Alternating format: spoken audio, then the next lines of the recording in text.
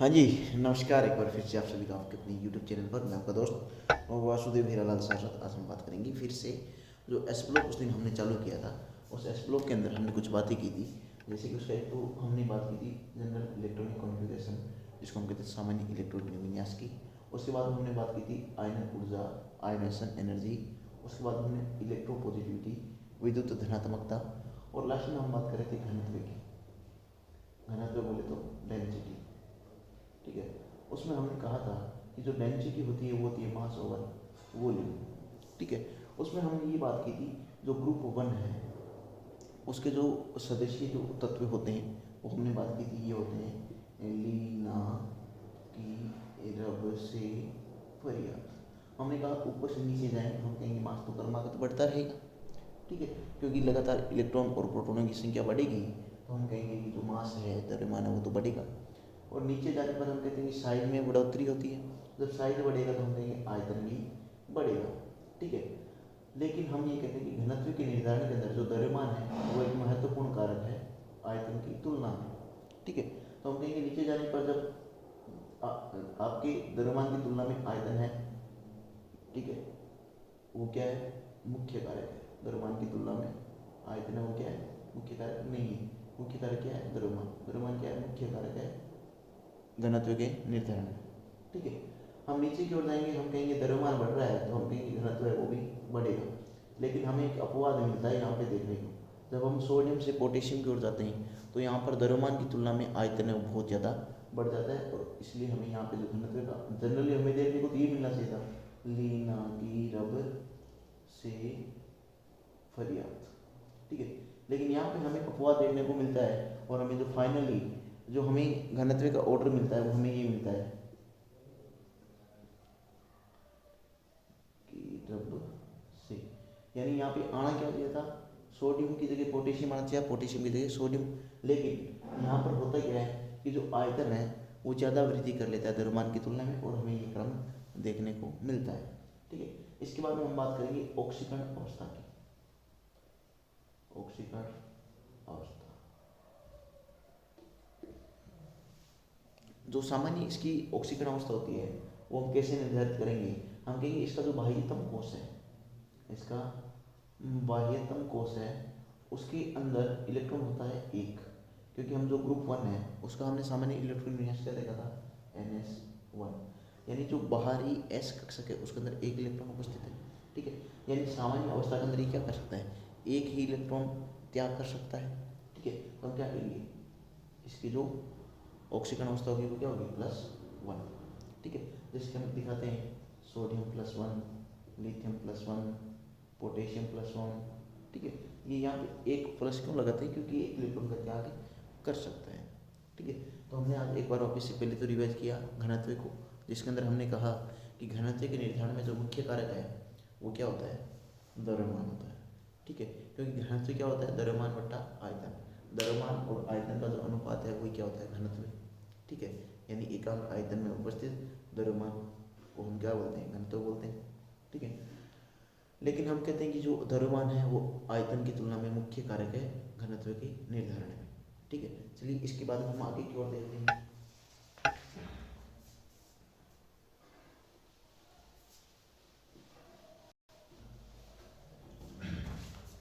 अब हम आगे देखेंगे ज्वाला परीक्षण।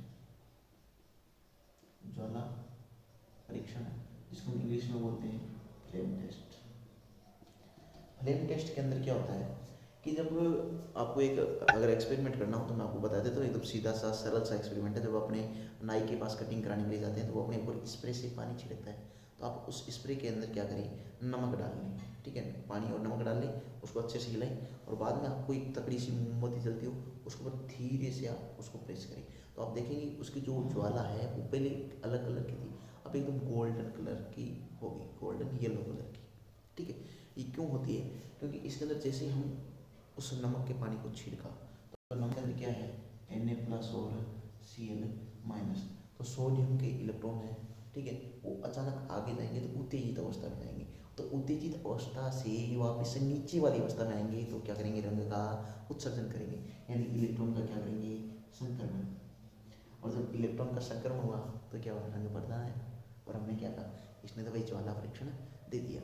इसके जो ग्रुप 1 के जो एलिमेंट हैं, ठीक है, जिसमें हम बात करेंगे लीना की रग से फ्रैक्चर क्या रेडियो एक्टिव, उसकी बात ही नहीं, ठीक है। तो ये जो तत्व है अलग अलग प्रकार के हमें फ्लेम टेस्ट देते हैं। अगर हम लिथियम की बात करें तो हमें लिथियम देता है क्रिम्सन रेड कलर का, कैसा, क्रिम्सन रेड। सोडियम की बात करें तो सोडियम तो हम कहेंगे कैसा देगा, गोल्डन येलो कलर का, गोल्डन येलो कलर का, ठीक है। पोटेशियम की बात करें, पोटेशियम हम कहेंगे वोयलेट, वोयलेट यानी बैंगनी, कहीं वोयलेट को बैंगनी बोलते हैं, कि पर्पल को भी बैंगनी बोलते हैं, ठीक है। तो कलर का मामला लगेगा, बड़ी इंग्लिश में याद रखो, वोयलेट, ठीक है। रूबिडियम के लिए हम कहेंगे रेड वोयलेट, रेड वोयलेट, ठीक है। और ये जो सीजियम है वो देगा आपका ब्लू कलर, ठीक है। रखना किसका भाई, लिथियम का, क्या रखना, क्रिम्सन रेड, ठीक है। आपको नमक वाला सीधा याद रह जाएगा, गोल्डन येलो, ठीक है। पोटेशियम वोयलेट और रूबिडियम रेड वोयलेट और सीजियम क्या, सी, सी यानी समुद्र, समुद्र कैसा नीला, तो नीले का कैसा ब्लू, आज ब्लू है पानी वाली, ठीक है।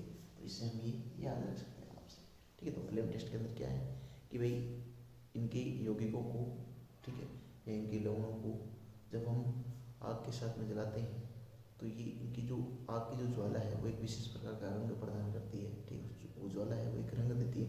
उस रंग के आधार पर हमने कहा ये जो तत्व ये करते हैं ज्वाला परीक्षण देते हैं, ठीक है। ये होगी इसकी ज्वाला परीक्षण की।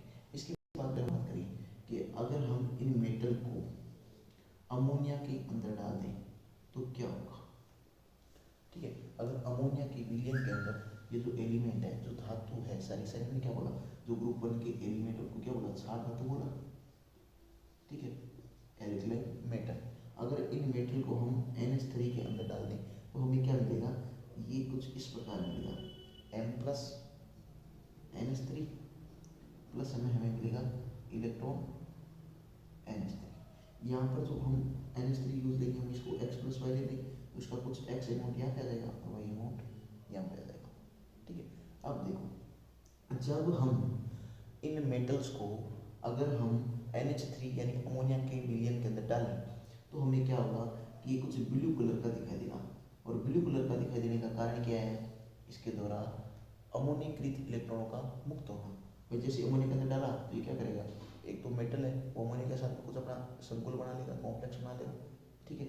और इलेक्ट्रॉन है वो भी क्या करेंगे, अमोनिया के साथ चलो भाई अपने भी साथ चल रहे, ठीक है। तो ये ब्लू कलर प्रदान करें। लेकिन एक बात ध्यान रखनी, अगर हम अमोनिया की सांद्रता NH3 की कंसंट्रेशन अगर लगातार बढ़ाते जाए तो क्या होगा कि यहाँ पर हमें मेटल NH2 मिल जाएगा और साथ में H2 गैस निकल जाएगी। अगर हम अमोनिया की कंसंट्रेशन सांद्रता लगातार बढ़ाते जाएं तो हमें मेटल NH2 मिल जाएगा, मेटल के साथ में NH2 है वो एक संकुल बना लेगा और हाइड्रोजन गैस बाहर की ओर निकल जाएगी, ठीक है। और जो ये अमोनीकृत इलेक्ट्रॉन के कारण हमें ये जो ब्लूइश कलर दिखाई दे रहा था, अब ये कलर है वो आपके कॉपर ब्रोंज कलर के अंदर कन्वर्ट हो जाएगा, किसमें, कॉपर ब्रोंज के अंदर, ठीक है। तो आज हमने सबसे पहले क्या किया, घनत्व का एक बार रिवीजन किया, उसके बाद हमने ज्वाला परीक्षण देखा, उसके बाद हमने विलयन को, जो धातु थे उनको अमोनिया के विलयन के अंदर डाला, ठीक है। अब देखो इसके बाद हम बात करेंगे जल योजन की, ठीक है। तो जल योजन क्या है, देखो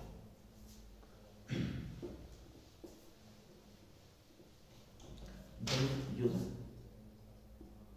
भाई अगर हम इसको इंग्लिश में कहते हैं हाइड्रेशन, क्या बोलते हैं, हाइड्रेशन, लेकिन हिंदी में क्या बोला, जल योजन, यानी जल के अणुओं का जुड़ना। यानी कोई भी क्षार धातु है इसके पास में अगर जल के अणु आके जुड़ते हैं तो इसको हम क्या बोलते हैं, जल योजन, क्या बोलते हैं, जल योजन। ये जुड़ते कैसे हैं, हम जानते हैं कि ये जो क्षार धातुएं हैं ये धनायन के रूप में M+ के रूप में रहती है, और जल के अंदर क्या होता है, अंदर एक होता है H+, ठीक है, और एक होता है OH-, एक H+, एक OH-, एक H+ और एक OH-, एक OH-, एक H+ और एक ठीक है, एक H प्लस, ठीक है, और एक OH माइनस, ठीक है। ये प्लस है, मेटल क्या है, प्लस के रूप में रहेगा, धनायन के रूप में रहेगा। इन धनायन और ऋणायन के बीच में अट्रैक्शन होगा। क्या होगा, अट्रैक्शन होगा, और धनायन और ऋणायन के अणु आपस में जुड़ जाएंगे। यानी जो धातु है, जो हमारा क्षार धातु है, वो क्या होगा, जल के साथ में जुड़ जाएगा। यानी जल के साथ में इसका योजन हो गया, ठीक है। इसको हम क्या बोलते हैं, जल योजन। इस प्रक्रिया के दौरान कुछ ऊर्जा मुक्त होती है। क्या मुक्त होती है, ऊर्जा। और जो ऊर्जा मुक्त होती है उसको क्या बोलेंगे, जल योजन ऊर्जा, ठीक है। अब देखो, अब हम बात करते हैं जल योजन का ऑर्डर, इसका क्रम क्या होगा। तो ये बात ध्यान रखना, तत्व या क्षार धातु का तत्व जितना बाहर गैसीय अवस्था की हम अपनी बात करें तो अपने आकार की बात ये करते हैं कि लिथियम का सबसे छोटा, उसके बाद में सोडियम, उसके बाद में पोटेशियम, उसके बाद में रुबिडियम, उसके बाद में सीजी, ये बात करते हैं। आपने क्या बोला था कि एक ग्रुप के अंदर अपने यूं लिखते हैं, लिथियम, सोडियम, पोटेशियम, रुबिडियम और सीजियम। एक ग्रुप के अंदर ऊपर से नीचे की ओर जाने पर आकार में वृद्धि होती है, ठीक है। तो यही बात यहाँ पे मैंने लिखी। अब देखो, जैसे ही इसको हम क्या कहेंगे भाई, लिथियम क्या है, सबसे छोटा बच्चा, ठीक है। तो छोटा बच्चा क्या करेगा, ज़्यादा डूबने की कोशिश करेगा, यानी अपना आकार ज़्यादा बढ़ा लेगा। यानी जो गैसीय अवस्था में सबसे छोटा, ठीक है, अंदर जाके टीना बन जाएगा। जो बाहर टीनी, बाहर अंदर जाके क्या होगा, टीना बन गया। जो बाहर गया गैसीय अवस्था के अंदर छोटा सा, और जल के अंदर जाके बहुत बड़ा बन जाएगा। यानी अगर हम जल योजित की बात करें, अगर हम कहें लिथियम प्लस एक्वस है, ठीक है, और सोडियम प्लस एक्वस है, तो अगर हमें पूछे आकार क्या होगा, तो हम कहेंगे लिथियम प्लस एक्वस, उसका आकार बड़ा होगा। जनरली हम क्या कहते हैं, लिथियम और सोडियम से छोटा होता है। लेकिन लिथियम प्लस अगर एक्वस दे दिया, यानी जलीय माध्यम के अंदर, तो हम कहेंगे लिथियम प्लस है वो बड़ा होगा। तो आज के लिए बस इतना ही। अगले वीडियो के अंदर एक बार हम पहले जल योजन के बारे में देखेंगे, उसके बाद हम क्या करेंगे कि इसके बाद में हम पढ़ते हैं स्टैंडर्ड ऑक्सीडेशन पोटेंशियल, ठीक है, मानक ऑक्सीकरण विभव, ठीक है। उसके बाद में हम कुछ इसके रिएक्शंस है जो कि एयर के साथ है, ठीक है, वो देखेंगे, उसकी मोबिलिटी वगैरह वो देखेंगे। तो नमस्कार, अगर आपको बढ़िया लगे तो वीडियो को लाइक करना, चैनल को सब्सक्राइब करना और दोस्तों के साथ शेयर करना।